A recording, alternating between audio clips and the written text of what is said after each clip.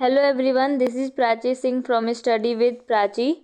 कल हमने पढ़ा था स्केलेटल सिस्टम के बारे में, जहाँ पर हमने स्केलेटल सिस्टम को एक्सियल स्केलेटन और अपेंडिकुलर स्केलेटन में डिवाइड किया था।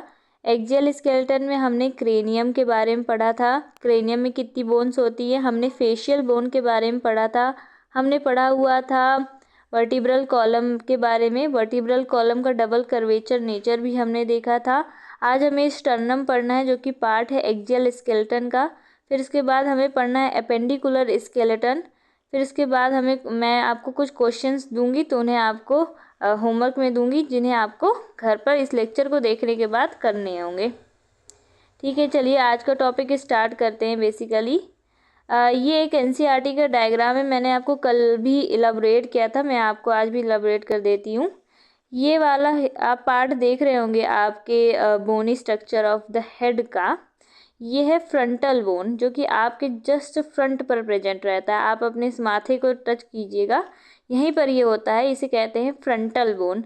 फिर उसके बाद ये वाला जो पोर्शन होता है, this broad and the large portion, इसे कहेंगे पैराइटल बोन। उसके बाद ये वाला पोर्शन है जो कि आपके ईयर के पास है। ये देखिए, यहाँ पर आपके ईयर प्रेजेंट होते हैं, ईयर के पास है, उसे कहेंगे हम टेम्पोरल बोन। उसके बाद ये वाला नीचे से ये जो पोर्शन है, this portion is called as the occipital bone, इसे कहेंगे हम ऑसिपिटल बोन। ऑसिपिटल बोन के पास ही यहाँ पर बेसिकली यहाँ पर होता है ऑसिपिटल कॉन्डाइल। ऑसिपिटल कॉन्डाइल क्या होता है, जहाँ से फोरामेन मैग्नम बेसिकली निकलता है। यहाँ से स्पाइनल कॉर्ड निकलती है और वर्टिब्रल कॉलम में भी ये होते हुए जाती है। तो ये यहाँ उसे कहते हैं हम ऑसिपिटल कॉन्डाइल। मैंने आपको बताया था एक मैमेलियन कैरेक्टरिस्टिक के बारे में, जो कि होता है डाइकोंडाइलिक स्कल। ह्यूमंस का कैसा होता है, डाइकोंडाइलिक स्कल होता है, 2 कॉन्डाइल प्रेजेंट रहते हैं। वहीं कॉन्डाइल के बारे में यहाँ पे बात की जा रही है। फिर ये होता है एक स्फेनॉइड बोन, ये भी क्रेनियल बोन का पार्ट है। फिर उसके बाद होता है यहाँ पर ये होता है इथमॉइड बोन। ठीक है, ये पोर्शन है, इतनी बोन्स हैं आपकी क्रेनियल बोन का पार्ट। फिर इसके बाद अगर मैं आपकी बात करूँ फेशियल बोन की, तो यहाँ पे ज़्यादा तो फेशियल बोन के बारे में नहीं मार्क किया गया है, लेकिन कुछ बहुत है, जो जितनी है मैं आपको वो उतनी बता देती हूँ। ये क्या है, हायोइड बोन। हायोइड बोन कहाँ पर प्रेजेंट रहती है, present below the buccal cavity, U shaped होती है। जैसे कि आप फिगर में देख रहे होंगे, यू शेप्ड होती है, बकल कैविटी के नीचे प्रेजेंट रहती है, इसे कहते हैं हायोइड बोन। फिर इसके बाद ये मैंडिबल है, आपको ये बहुत बड़ा सा पार्ट दिख रहा होगा, जिसे कहेंगे मैंडिबल। कई बार क्या होता है, ये मैंडिबल लोगों का डिसलोकेट हो जाता है। डिसलोकेट मतलब अपनी पोजीशन से हट जाता है, जिसके बाद वो लोग अपने जो इस वाले माउथ के नीचे वाले पोर्शन को हिला नहीं पाते हैं, तो इसे वापस से लोकलाइज्ड किया जाता है, इसे कहेंगे मैंडिबल। फिर ये वाला पोर्शन है, इसे कहेंगे मैग्जिला। फिर जाइगोमैटिक बोन है, ये वाली पोर्शन, ये वाला जिनसे मैं हाईलाइट कर रही हूँ, this portion is zygomatic bone. Nasal bone तो नोज के पास ही होगी, जिससे कि यहाँ पर है, ये है नजल बोन। लैक्राइमल मतलब होता है, ये बेसिकली आई से रिलेटेड होता है, तो ये आपके आई के अंदर होगी, this portion is called as lacrimal bone. ठीक है, यहाँ आपके फेशियल बोन भी मैंने आपको बता दिए, मैंने आपको क्रेनियल बोन के बारे में भी बता दिया। ये वर्टिब्रल कॉलम का डिस्क है बेसिकली, ये एटलस है। मैंने आपको बताया था पहली वर्टिब्रा, सर्वाइकल वर्टिब्रा में भी पहली वर्टिब्रा को कहते हैं एटलस और दूसरी वर्टिब्रा को कहते हैं एक्सिस। एटलस, यहाँ पे बेसिकली मुझे एक ही चीज़ बतानी है, ये देख लीजिए, आपको ये स्ट्रक्चर दिख रहा होगा, ये डाइकोंडाइलिक स्कल है। बेसिकली यहाँ पर आकर के ये डाइकोंडाइलिक स्कल, मान लीजिए एक ह्यूमन का हेड है, जो कि वर्टिब्रल कॉलम की इस पोर्शन पर आकर फिट हो जाता है, और इससे हमारे हेड को भी ये वर्टिब्रा सपोर्ट करती है। आपको मैंने फंक्शन में भी लिखाया हुआ है। ये एटलस है और ये एक्सिस है। यहाँ पर मेन बात बस यही बतानी थी कि एटलस और एक्सिस के बीच में कोई भी वर्टिब्रल इंटरवर्टिब्रल डिस्क प्रेजेंट नहीं रहती है। मैंने आपको बताया था दो वर्टिब्रा के बीच पर, आपको यहाँ बताती, 2 वर्टिब्रा के बीच पर इंटरवर्टिब्रल डिस्क प्रेजेंट रहती है। But in case of Atlas and axis इनके बीच पर वर्टिब्रल डिस्क प्रेजेंट नहीं रहती है। ठीक है, आप ये समझ गए होंगे। फिर हम उसके बाद हम बात करेंगे स्टर्नम या फिर इसे हम बोलते हैं ब्रेस्ट बोन। इसे हम ब्रेस्ट बोन क्यों बोलते हैं? अगर मैं आपके बॉडी का बेसिक पार्ट बनाऊं तो ये बेसिकली यहाँ पे मिड में थोरैसिक रीजन पर स्टर्नम प्रेजेंट रहती है, इसलिए हम इसे ब्रेस्ट बोन भी कह देते हैं। Present in mid line, body के मिड लाइन पर प्रेजेंट है। वेंट्रली इन थोरैक्स, वेंट्रली इन थोरैक्स का मतलब जिस साइड आपका माउथ होता है उसे उस पोर्शन को कहते हैं आपके वेंट्रल पार्ट। मतलब जिस साइड आपका स्टमक है वो पार्ट है आपका वेंट्रल पार्ट, और जिस साइड आपके हेड का वो वाला पार्ट है जहाँ पर हेड के में हेयर्स हैं उसे कहेंगे डॉर्सल पार्ट। तो ये स्टर्नम कहाँ पर प्रेजेंट रहती है? वेंट्रल पार्ट, जिस साइड आपका माउथ है उस साइड पर ज़्यादा लोकेटेड रहती है। एक फ्लैट बोन है, मतलब एक फ्लैट बोन टाइप का स्ट्रक्चर है। अगर मैं दिखाऊं तो इसका डायग्राम कुछ इस तरह से होगा। ठीक है, स्टर्नम बोन्स के अगर हम अलग अलग पार्ट्स की बात कर लें, पहले सबसे लार्जेस्ट पार्ट हमें दिख रहा है जिसे हम कहते हैं manubrium, this is called as manubrium. फिर उसके बाद यहाँ पर एक बॉडी है, फिर उसके बाद ये है जाइफाइड प्रोसेस। इसका नाम ही जाइफाइड प्रोसेस, यहाँ पर ऐसा मतलब कुछ भी नहीं है कि यहाँ पे कोई प्रोसेस हो रही होगी या फिर कुछ रिएक्शन वगैरह हो रही है इसलिए इसका नाम, इसको हमने प्रोसेस कहा है, ऐसा कुछ नहीं है। इसको हमने जाइफाइड प्रोसेस ऐसे नाम दिया है। फिर इसको कहेंगे बॉडी, फिर इसको कहेंगे ऊपर वाले पोर्शन को मैनुब्रियम। आपने ये वाला स्ट्रक्चर समझ लिया होगा। तो ये था हमारा पार्ट एक्सियल स्केलेटन का, एक्सियल स्केलेटन का ये वाला पार्ट था। फिर उसके बाद अब हम पढ़ेंगे अपेंडिकुलर। अब एक्सियल स्केलेटन में बेसिकली हम रिब्स के बारे में पढ़ेंगे। तो मैंने आपको कल भी बताया था कि रिब्स होती हैं 12 पेयर, मतलब टोटल 24। अगर आप रिब्स को काउंट करें, ये बेसिकली स्टर्नम है और यहाँ से ऐसे करके रिब्स आपकी निकलती होती है। तो ये जो होती हैं 12 होती हैं इस साइड पे, जैसे 1 2 3 4 5 6 11 7 8 9 10 ऐसे करके ये 12 होती हैं। इस साइड भी 12 होती हैं और इस साइड पर भी 12 होती हैं। तो कितना हो गया 12 का पेयर, मतलब टोटल 24 बोन्स होती हैं। ठीक है, रिब्स क्या होती हैं? 12 पेयर 24 बोन्स। रिब्स भी फ्लैट बोन्स हैं। Each ribs is connected dorsally to vertebral column and ventrally to sternum. इसका क्या मतलब है? अगर मैं आपको एक ह्यूमन बॉडी का एक बेसिक स्ट्रक्चर बनाऊं तो यहाँ पर क्या होता है स्टर्नम, तो यहाँ क्या लिखा हुआ है कि हर रिब्स वेंट्रली, मतलब सामने से जहाँ पे स्टर्नम है, वेंट्रली तो स्टर्नम से कनेक्ट रहती है और डॉर्सली पीछे होगी आपकी वर्टिब्रल कॉलम, डॉर्सली कनेक्ट रहती है आपकी वर्टिब्रल कॉलम से। समझ लीजिए यहाँ पे एक वर्टिब्रल कॉलम है आपके बॉडी के पीछे, तो ये सामने से तो स्टर्नम से कनेक्ट रहती है, फिर डॉर्सली ये वर्टिब्रल कॉलम से कनेक्ट रहती है।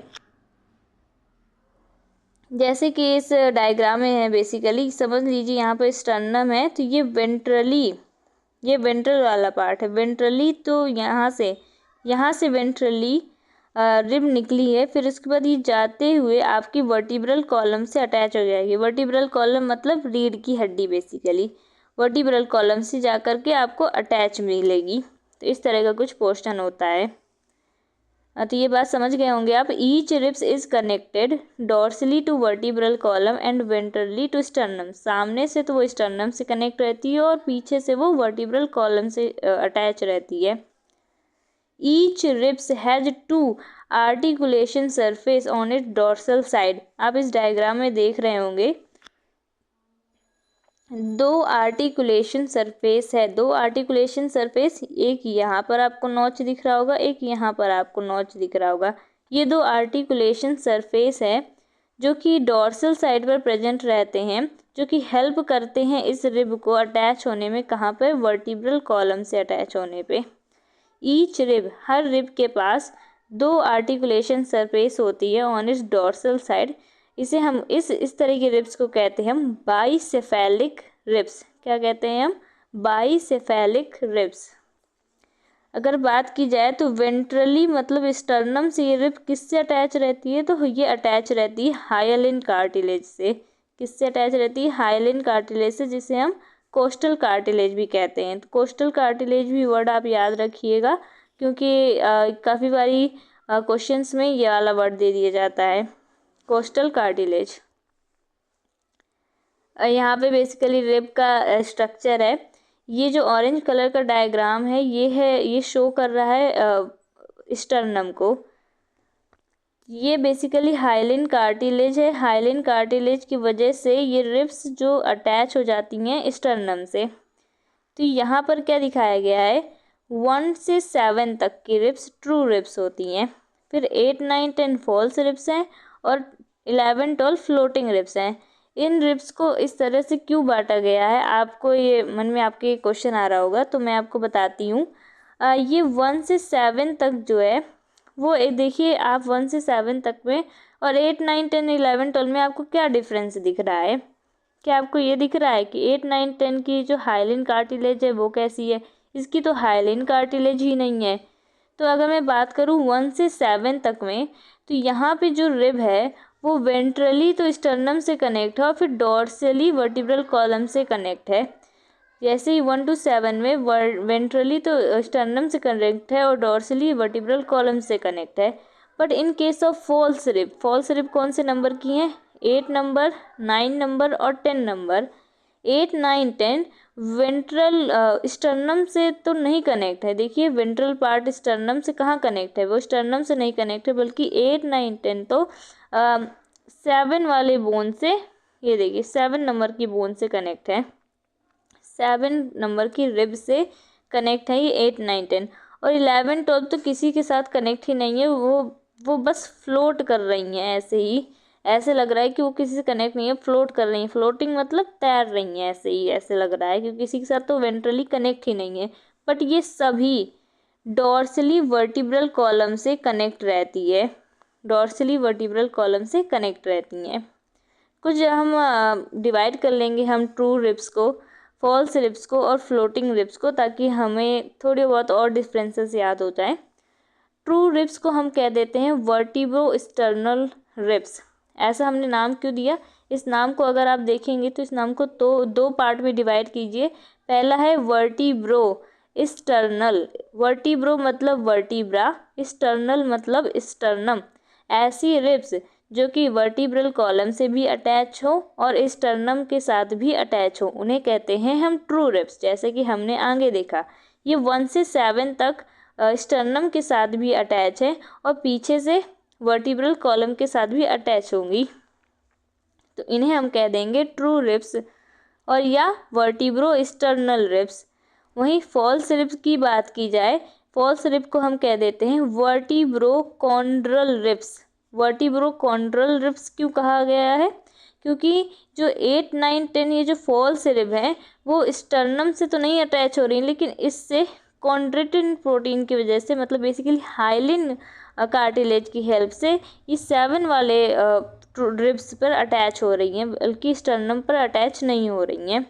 इसलिए हम इसे कह देंगे वर्टिब्रोकॉन्ड्रल रिब्स। फिर उसके बाद आती है फ्लोटिंग रिब्स, जिसका दूसरा नाम है वर्टिब्रल रिब्स। क्योंकि फ्लोटिंग रिब्स तो किसी से भी वेंट्रली अटैच ही नहीं है, ना वो स्टर्नम से अटैच है और ना ही वो दूसरी रिब की हाइलिन कार्टिलेज से अटैच है, ये फ्लोट करती रहती है। इसलिए अब इसका नाम हमने केवल वर्टिब्रल रिब्स रखा है।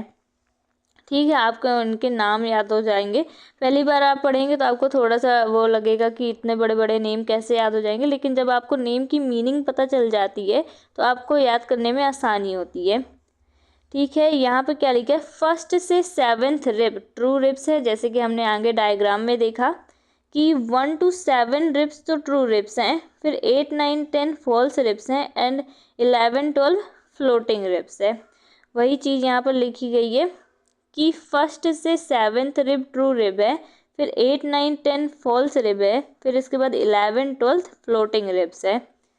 ये वाली dorsally attached to vertebral column, ये तीनों है, ये बात कॉमन है, ये तीनों बात कॉमन है। ये सभी तरह के रिब्स, वो बात कर लूँ मैं ट्रू रिब्स की, बात कर लूँ मैं फॉल्स रिब्स की, बात कर लूँ मैं फ्लोटिंग रिब्स की, ये सभी टाइप्स की जो रिब्स हैं वो कहीं ना कहीं वर्टिब्रल कॉलम से अटैच है, सब की सब। बस आपको वेरिएशन दिखेगी into the attachment of the ribs in case of ventral portion. लेकिन अगर मैं बात करूं ट्रू रिब्स की और वर्टिब्रो स्टर्नल रिब्स की, तो ये वेंट्रली अटैच होती है स्टर्नम से बाय हाइलिन कार्टिलेज। अभी सब कुछ पढ़ा मैंने, आपको डायग्राम में एक्सप्लेन ही कर दिया है, तो फिर भी मैं यहाँ पर आपको पढ़ के एक बार एक्सप्लेन कर देती हूँ, तो इससे आपके कॉन्सेप्ट और ज़्यादा अच्छे बिल्डअप हो जाएंगे। तो ये क्या लिखा हुआ है कि ये जो ट्रू रिब्स हैं और ये वर्टिब्रो स्टर्नल रिब्स हैं, ये वेंट्रली अटैच होती हैं स्टर्नम से बाय हाइलिन कार्टिलेज।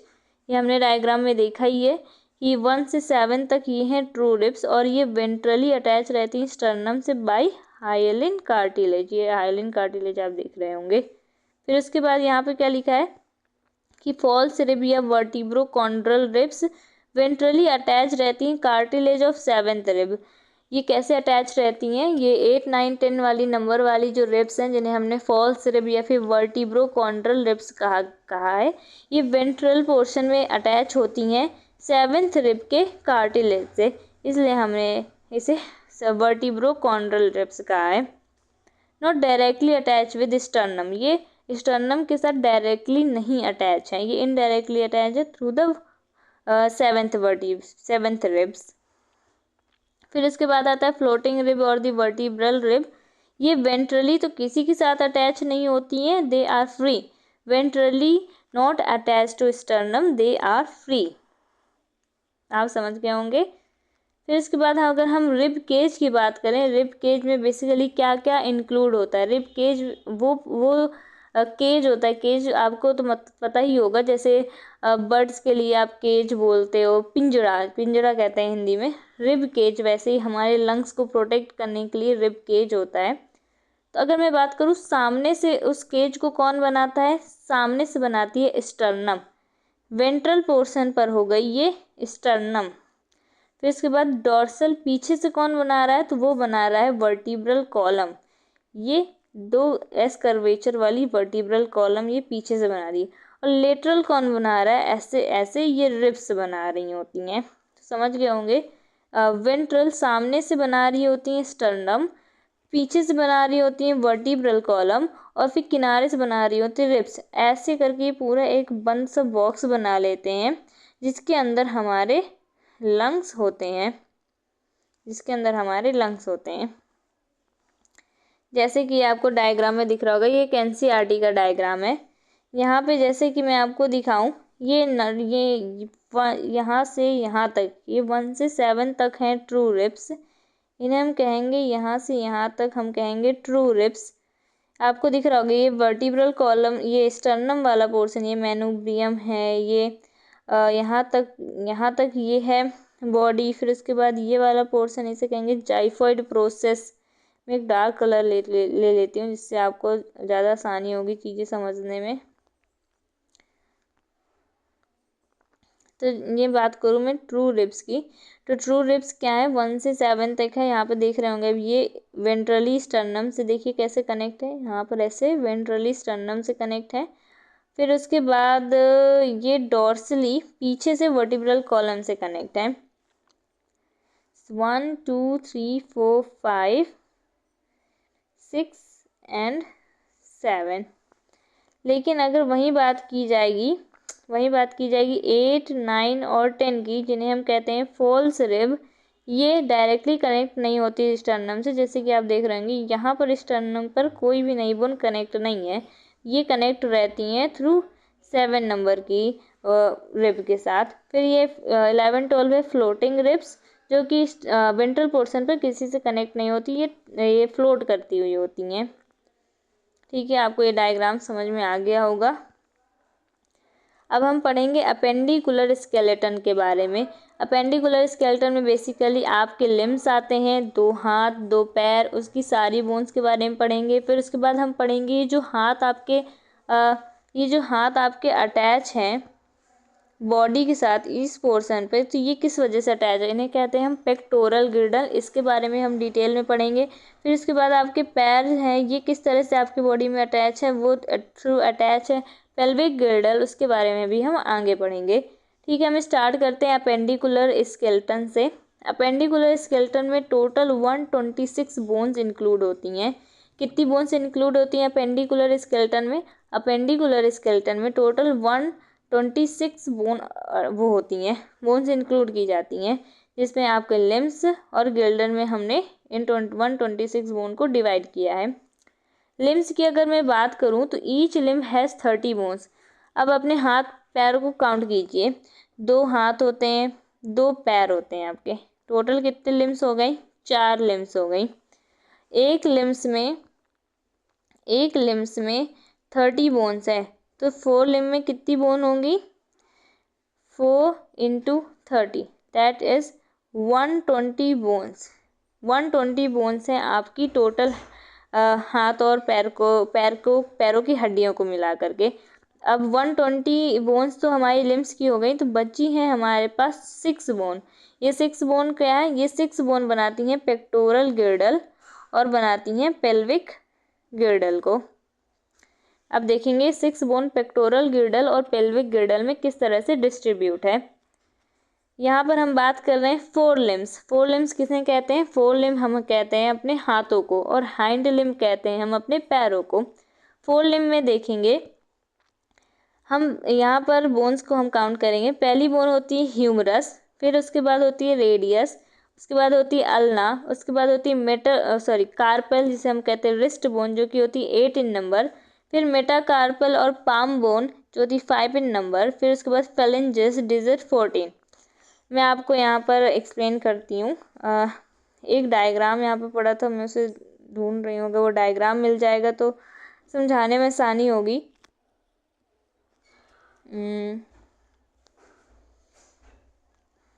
या this is that the diagram. तो मैंने क्या बताया, पहली बोन है ह्यूमरस।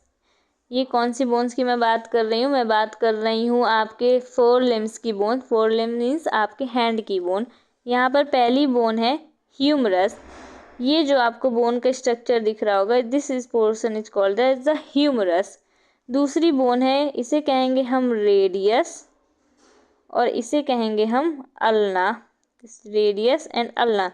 रेडियस वो बोन है जो कि आपके थंब के पास से जा रही है। थंब है, थंब के पास से, थंब के साइड पे जो बोन होती है उसे कहते हैं हम रेडियस।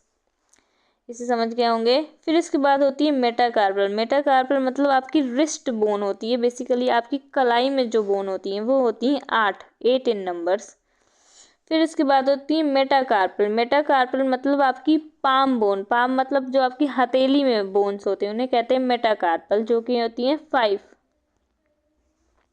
फिर उसके बाद करूँ फेलेंजेस। फेलेंजेस मतलब डिजिट मतलब आपकी जो उंगलियों पर होती है। आपकी उंगली देखिए, ये अगर नॉर्मल उंगली की बात करेंगे तो ये 3 बोन्स होती हैं उंगली में, अंगूठे में 2 बोन्स होती हैं, बाकी में 3 बोन्स होती हैं। समझ लीजिए आपकी 4 उंगली हैं, 4 में 3 बोन्स है मतलब 12, और 2 अंगूठे की मतलब 13 और 14, तो हो गई फेलेंजेस 14 बोन्स। तो यहाँ पर आपको समझ में आ गया होगा। मैं वापस से आपको बता देती हूँ ताकि आपको क्लियर हो जाए, एक बार में डाउट ना रह जाए।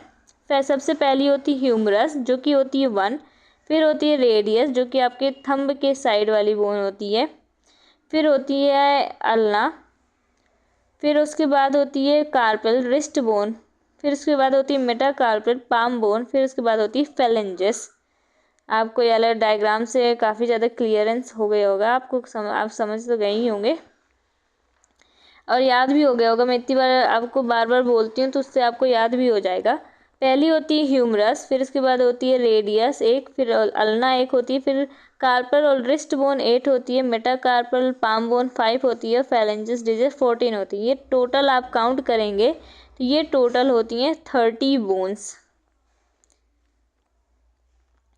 फिर अब हम बात करेंगे लेग बोन्स की, पैरों की बोन्स के बारे में। तो एक होता है फीमर जिसे हम कहते हैं थाई बोन, जो कि आपकी थाई पर प्रेजेंट रहती है। एक होती है टीबिया, एक होती है फिब्यूला, एक होती है टार्सल्स और एंकल बोन, एक होती है मेटाटार्सल, एक होती है फेलेंजेस होती है डिजिट, यहाँ पर होती है पटेला, नी कैप, कप शेप। यहाँ इन बोन्स के बारे में हम यहाँ पर उसी डायग्राम में वापस से जाते हैं। उस डायग्राम में लेग वाला पोर्शन भी है, उससे आपको आसानी से समझ में आ जाएगा।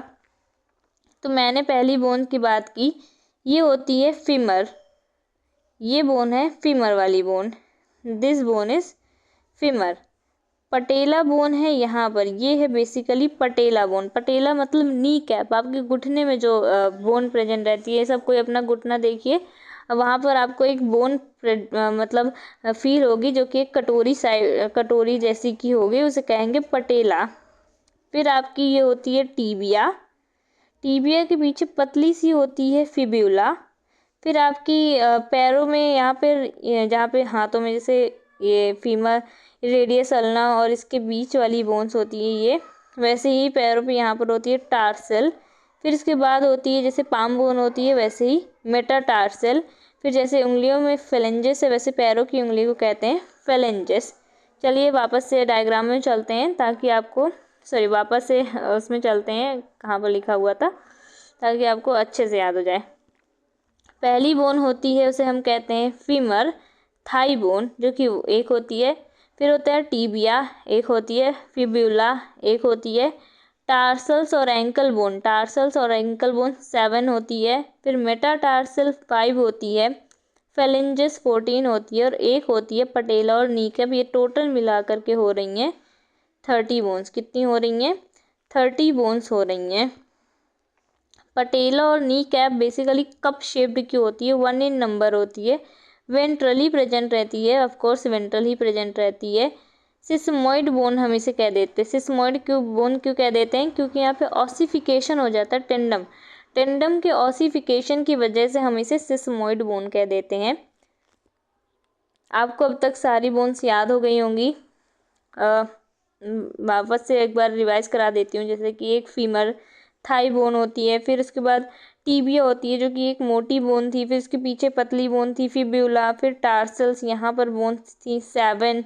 लेकिन अगर मैं बात करूँ हैंड के केस में, तो वहाँ पर उसे हम कार्पेल कहते हैं, वो 8 होती हैं। यहाँ पे 7 है क्योंकि एक पटेला भी इंक्लूड हो जाता है। फिर मेटाटार्सल, फिर वो 5 बोन होती है। फेलेंजेस 14 बोन होती है, और पटेला कितनी बोन होती है? 1 बोन होती है, कप शेप्ड होती है। अब बात करते हैं हम गिर्डल्स के बारे में। जैसे कि मैंने आपको पहले ही बताया था, हमारी बॉडी में मतलब बेसिकली गिर्डल्स का काम क्या होता है? हाथ को एक्सियल स्केलेटन के साथ अटैच करना, पैरों को एक्सियल स्केलेटन के साथ अटैच करने का काम करते हैं हमारे गिर्डल्स। बेसिकली 2 तरह के गिर्डल प्रेजेंट रहते हैं, एक को कहते हैं पेक्टोरल गिर्डल और एक को कहते हैं पेल्विक गिर्डल। क्या लिखा है यहाँ पे? Help in articulation of limbs with the axial skeleton.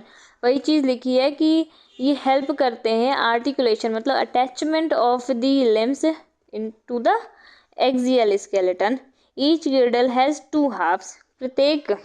हर एक गिर्डल के 2 हाफ्स होते हैं, मतलब 2 पार्ट से एक गिर्डल बनता है।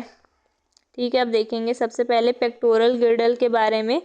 पेक्टोरल गिर्डल बेसिकली कितने होते हैं? 4 होते हैं। अगर मैं टोटल की बात करूं तो पेक्टोरल गिर्डल 4 होते हैं।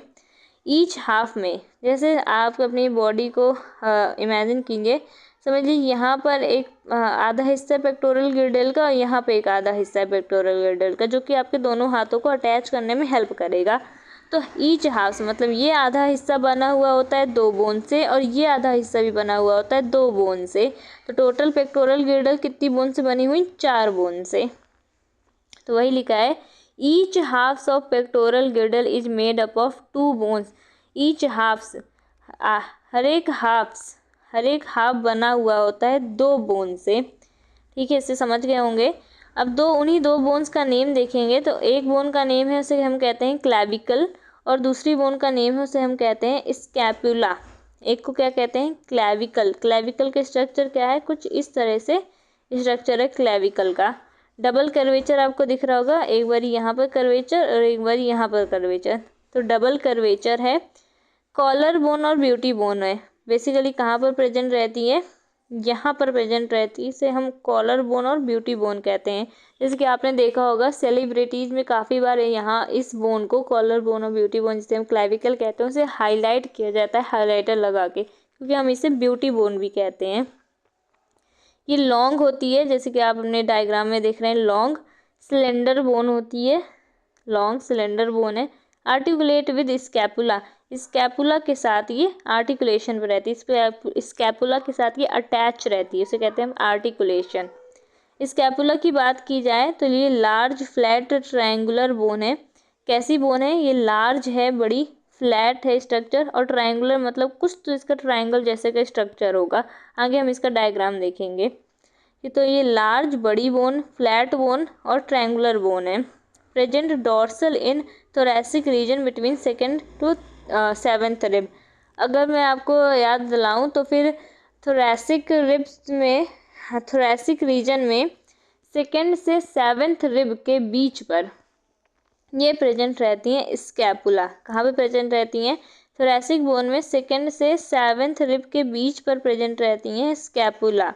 स्कैपुला की बात कर, अगर मैं आपको फील दिलाऊं तो आप अपनी पीठ पे हाथ लगाइए, आपको एक ऊंची सी हड्डी फील होगी, बोन होगी, उसे कहते हैं आप स्कैपुला। जब हम छोटे होते हैं तो वो काफ़ी ज़्यादा दिखती होती है, पतले दुबले लोगों में वो काफ़ी ज़्यादा दिखती है, उसे कहते हैं स्कैपुला। ये एक डायग्राम है, ये पोर्शन है आपका स्कैपुला का। मैं आपको दिखाती हूँ। ये पोर्शन, अगर मैं बात करूँ, ये पोर्शन ये है स्कैपुला और ये वाली है क्लैविकल। इन दोनों में आपको आर्टिकुलेशन दिख रही होगी।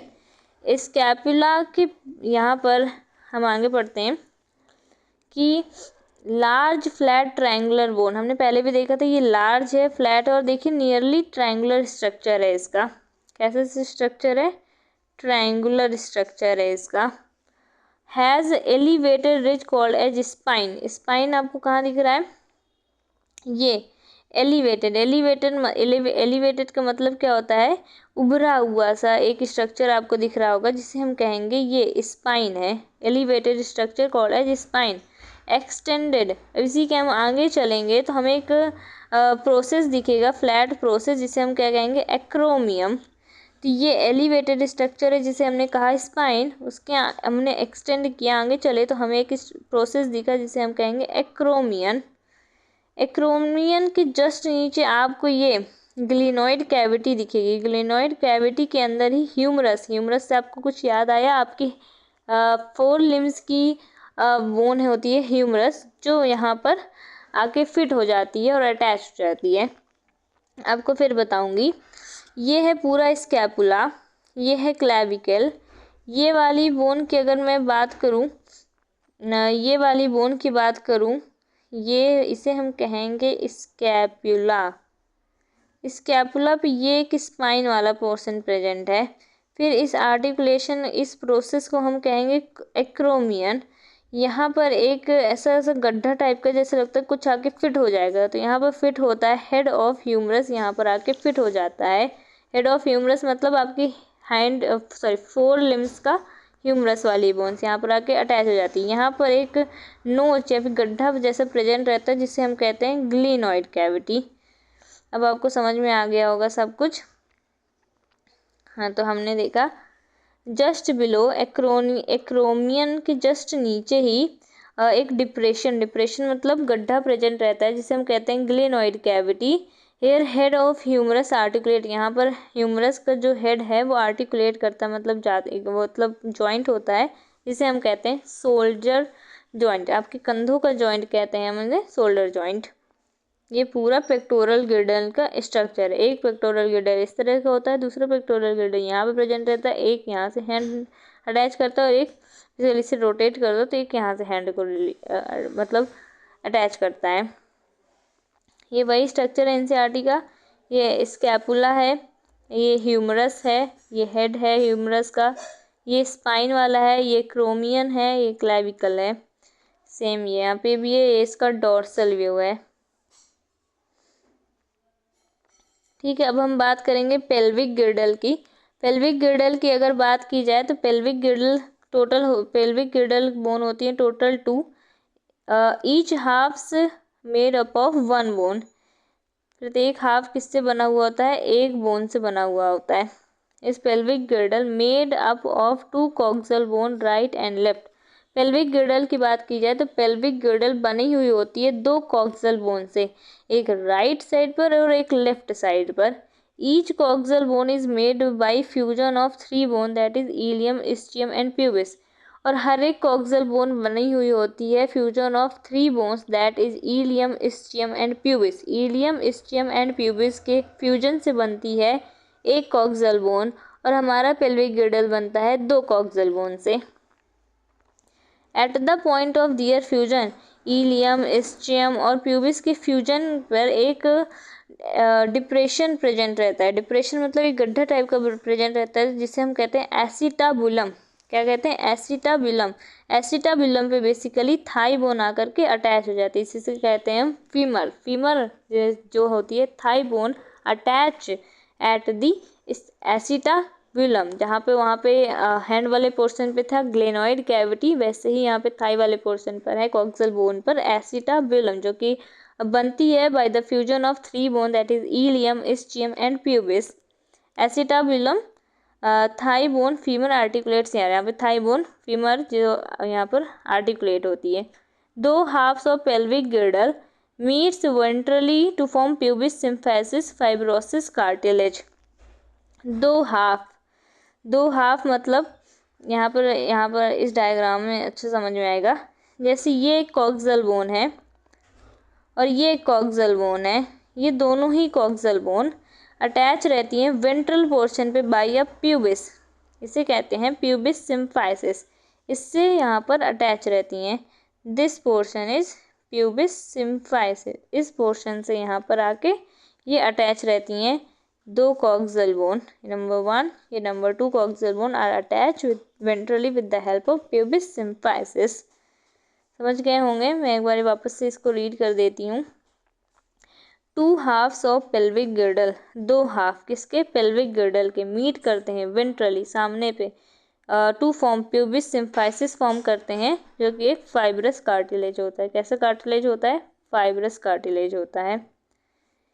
ठीक है, ये बेसिकली एक कॉक्सल बोन का स्ट्रक्चर है कि वो कैसे दिखता है।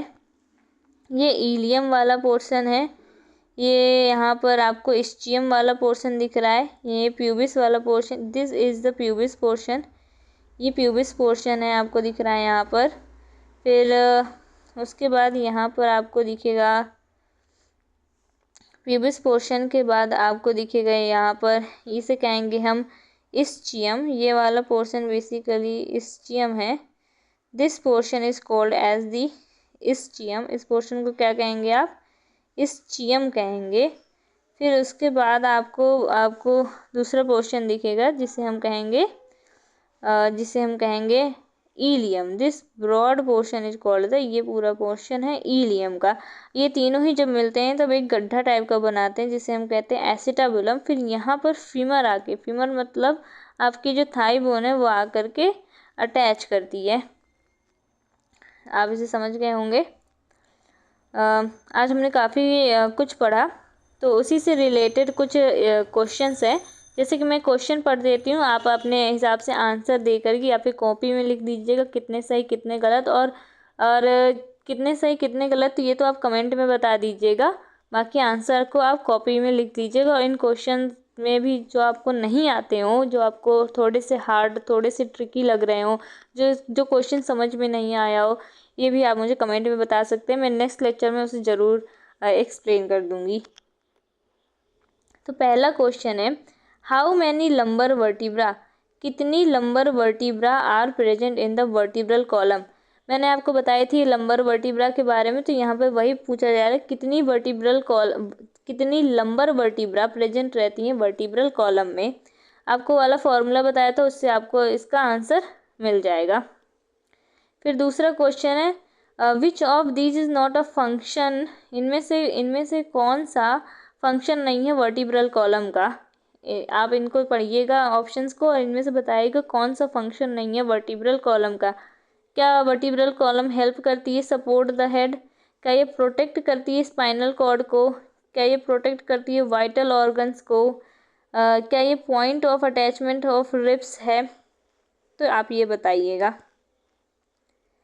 फिर इसके बाद है, in which region is the sternum present, sternum कहाँ पर प्रेजेंट रहती है? सर्वाइकल रीजन पर, लंबर रीजन पर, थोरैक्सिक रीजन पर, या कॉक्सिगियल रीजन पर। आप यहाँ पे बताइएगा कौन से रीजन पर स्टर्नम प्रेजेंट रहती है। फिर एक डायग्राम है और डायग्राम में हमसे ये वाली बोन पूछी जा रही है, ये थंब है, ये वाला पोर्शन थंब है, तो आपको पता चल गया होगा ये वाली बोन कौन सी है। और हमसे ये वाली बोन पूछी जा रही है कि ये वाली बोन कौन सी है, तो आपको पता होगा। फिर उसके बाद यहाँ पर है हमसे ये हैंड वाला पोर्शन है बेसिकली, ये आपकी नेक वगैरह है। तो यहाँ पे हमसे पूछा जा रहा है कि ये वाली बोन्स क्या है, तो इसको बताइएगा आप। ऑप्शन देख लीजिए आप, इसको बताइएगा। फिर इसके बाद यहाँ पे दूसरा डायग्राम है और हमसे पूछा जा रहा है ये वाली बोन कौन सी है, और इसका भी आंसर बताइएगा आप। और आपको लेक्चर कैसा लगा ये भी बताइएगा। कुछ चीज़ें मैं ऐड करूँ, क्या मैं और क्वेश्चंस ऐड करूँ, या फिर मैं और भी बेहतर तरीके से एक्सप्लेन करूँ। वैसे तो मैं काफ़ी अच्छे से एक्सप्लेन कर रही हूँ, मुझे उम्मीद है आप लोगों को समझ में आ जाता होगा, लेकिन अगर आपको किसी भी तरह की प्रॉब्लम हो रही हो तो मुझे ज़रूर बताइएगा, मैं उसे दूर करने की बिल्कुल कोशिश करूँगी।